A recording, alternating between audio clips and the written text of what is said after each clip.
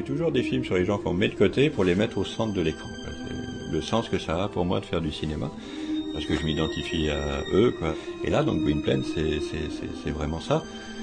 C'est un adolescent, c'est quelqu'un qui découvre la vie, qui n'a pas les clés et tout du mécanisme de la société, donc ça c'était le plus important.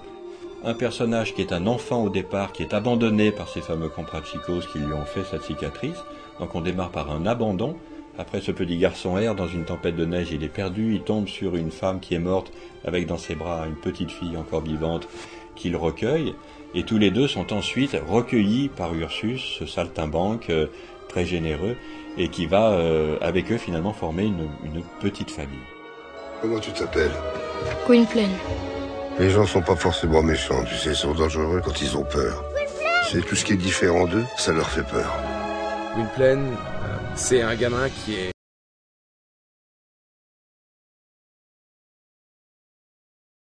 de DA, qui ne peut pas voir, donc il est habitué de lui décrire ce qu'il y a autour de lui, donc d'être attentif à chaque détail.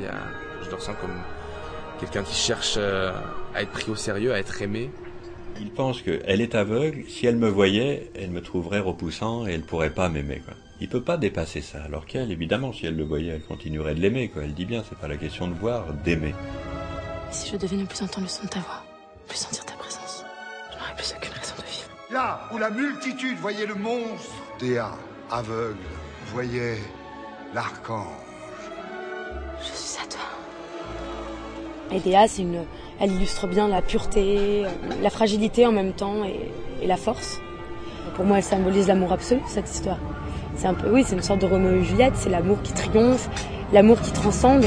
En même temps, ça laisse place au public à projeter beaucoup de facettes de leur vie ou de leur relation, que ce soit avec leurs amis, avec leurs parents, leurs frères, leurs amoureux, leurs amoureuses. Je crois que ça représente bien l'amour en général.